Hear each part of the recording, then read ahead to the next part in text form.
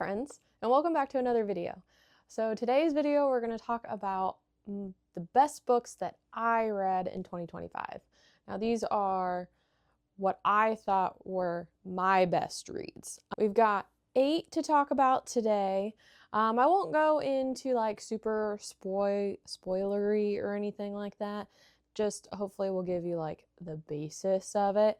But yeah, we've got 8 books, and so let's get started. The first book that I'm going to talk about is Onyx Storm by Rebecca Yarros. This was an absolute fantastic read. I really enjoyed how she has like progressed the story, and I also loved that we explored a little bit in this one. The ending though literally ripped me apart, and the bad thing is I think this came out, okay, it did come out in 2025. I want to say it was end of January, but I can't remember. But I read this very soon after it came out, and oh my gosh, guys, like literally she hasn't even started plotting the 4th one yet. And she's plotting the 4th and the 5th one together. But I think what's going to happen is we're going to have to go through all of 2026, and it won't come out until late 2027. That is my prediction. I hope I am wrong, because I need to know what is going to happen. And to be quite honest, not that I don't want to, because I will, but because the 4th book is going to be probably another year out, if not a year and a half, I'm going to have to do a reread. But I'm here for it. I am here for a reread of 4th Wing. So this was one of my top books of 2025 that I read. And if you haven't read 4th Wing yet, please read it. You won't be disappointed. The characters are fantastic. The lore in it is fantastic, and you're going to have all kinds of questions. So pick it up if you have not. The next book is Spark of the Everflame, and I read all 3 that are currently out. So Glow of the Everflame and Heat of the Everflame. This, if you really like a slow burn, this is the book. Like, absolutely fantastic. I am gonna have to reread these just because I loved it so much, and I have no idea when the 4th one's coming out. Like, somebody said that it was supposed to come out summer of 2025. It never did. I don't even know if there's an update for the 4th one. I'm gonna have to look, but all of these are fantastic. They also get bigger as they go. So this is the shortest one. The 3rd one is super long, but I'm here for it, and I don't even care if the 4th one is super freaking long either. I'm here for it. But yes, super slow burn, crazy lore, love the characters. Like, this is a winner in my book. Penn Cole, fantastic job with this series, and please let the 4th one come out soon. The next book that was a top read for me in 2025 was Shield of Sparrows. This was fantastic. The romance was very good. I enjoyed that a lot. But really for me is the world building of this. The world building and the lore of Shield of Sparrows. And how it ended was very interesting. Like, I can't wait for the 2nd one to come out. And the 2nd one comes out spring of 2026. So definitely will be picking that up as soon as I get it. But yes, this was fantastic. I loved this book. Now, I've heard some mixed reviews on it. Some people aren't really liking it, and I think it's mainly because of the main character, but then also a little bit of the romance doesn't make sense to them, and that's, fine. Not every book is going to work for everybody, but this worked for me, and I can't wait for the second one. The next book that was a top read for me was Words of Radiance by Brandon Sanderson. This is the second one in the Stormlight Archives. I read 2 and 3 in 2025, and 3 I gave like a 4.5 star, and I can't remember why I did that, but this one gripped me and I could not put it down. So I just I think this is when the magic really started to kick in, was this one, and I think that's why I liked it so much. Not that I didn't enjoy the first one. I really enjoyed the first one, and I really enjoyed the third one too.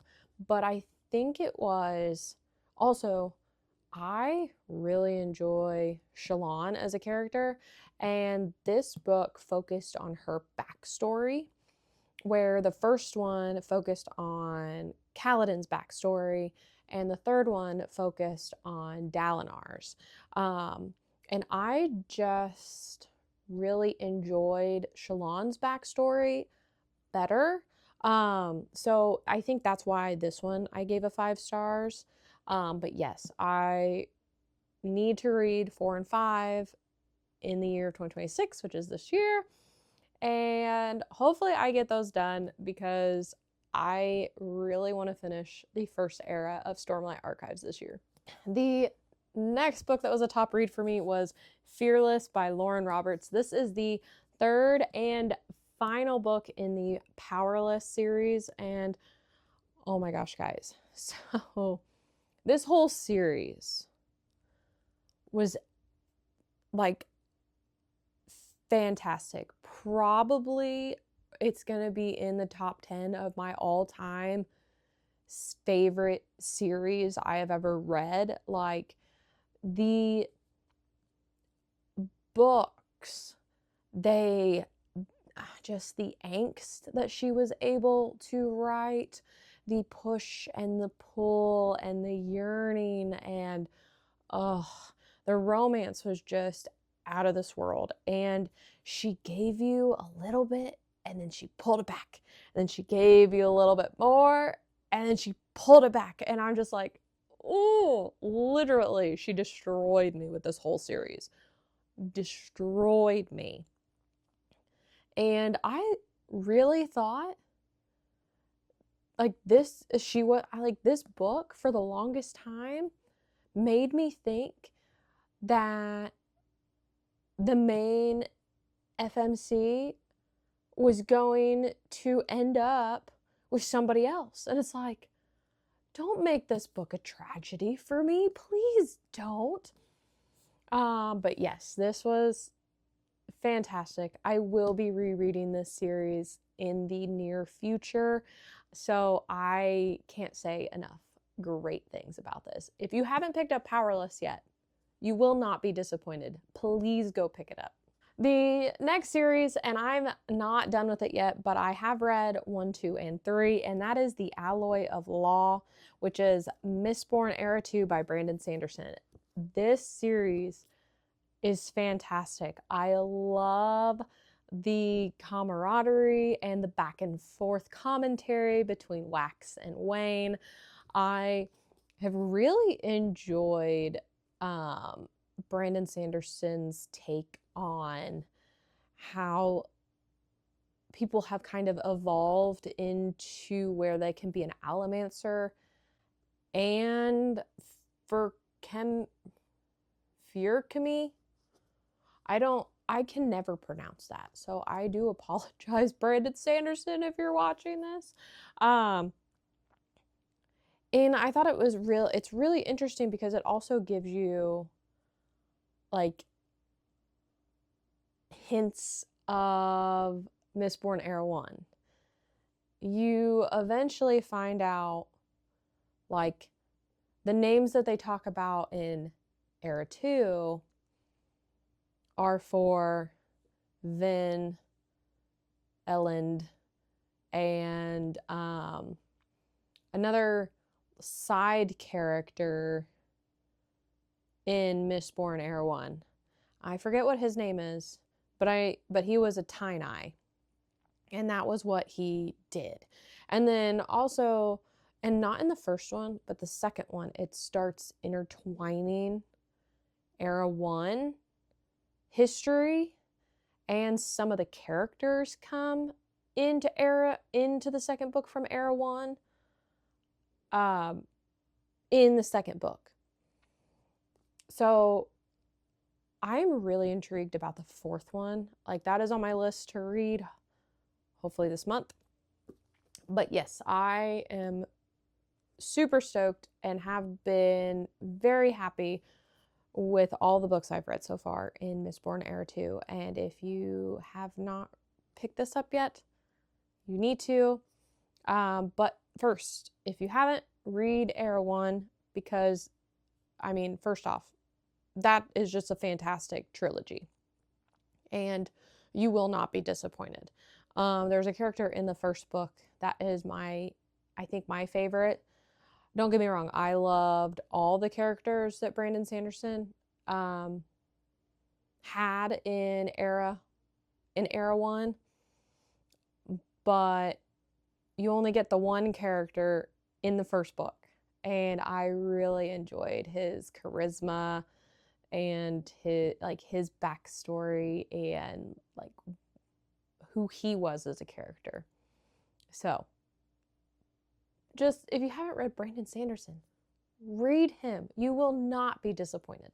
Then another book that was one of my favorites of 2025 was The Rag Picker King by Cassandra Clare.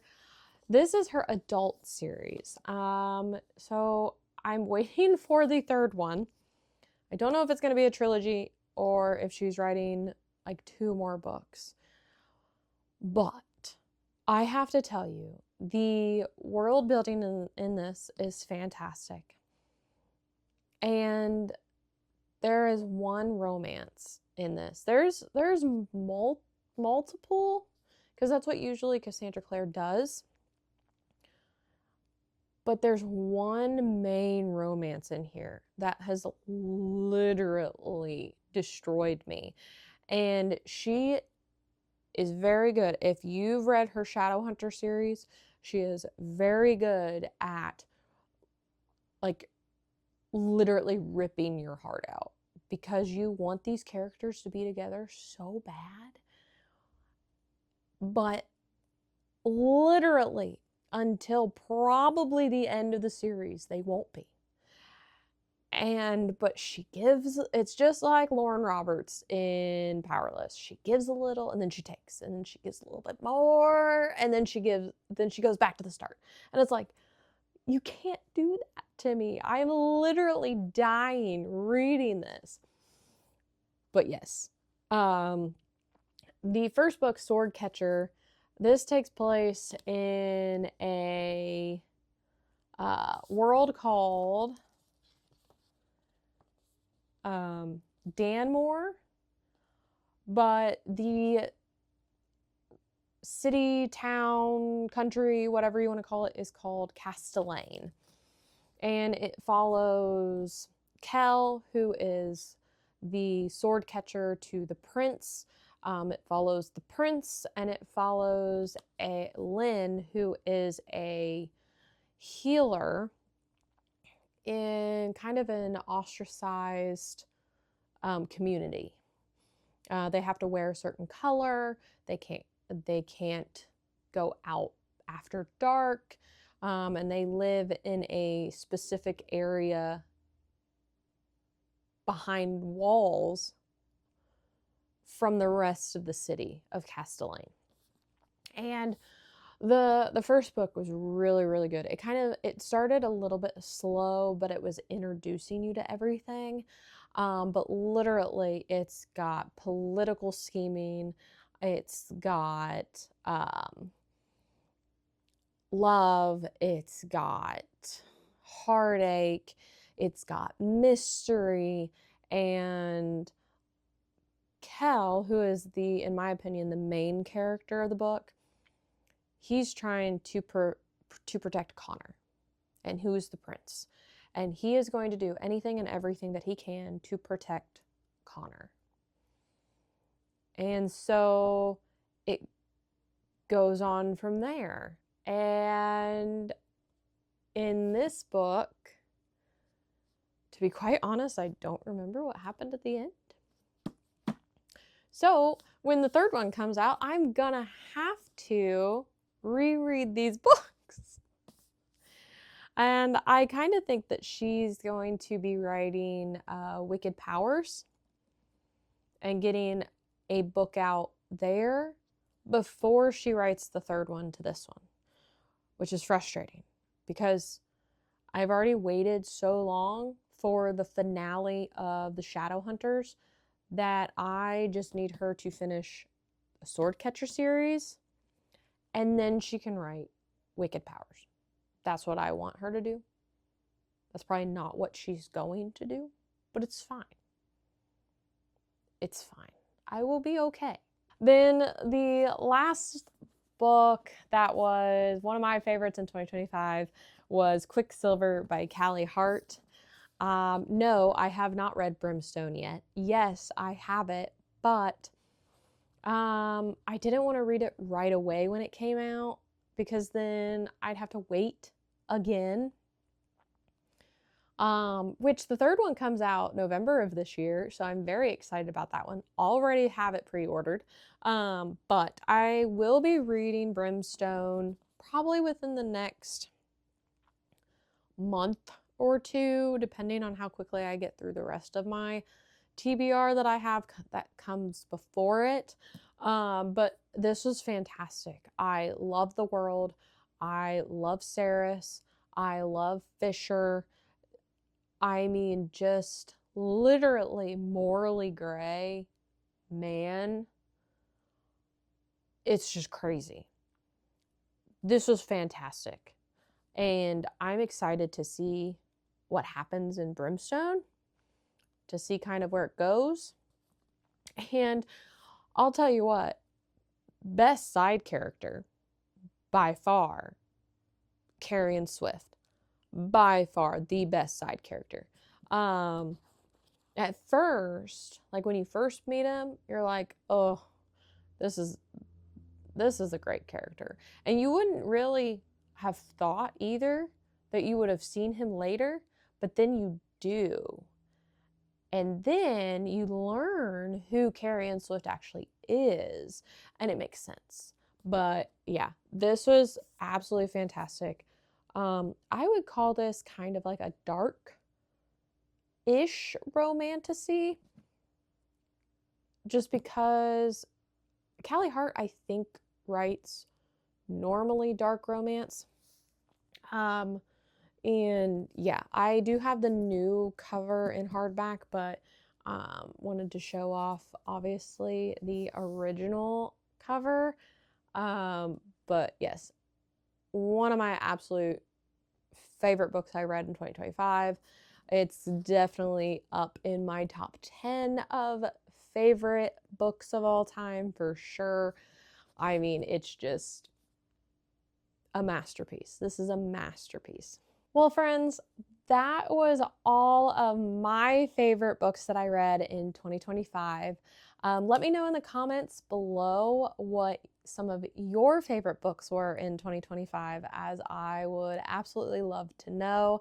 And don't forget, like, subscribe, and be good people. When you feel it's hopeless, when you think that you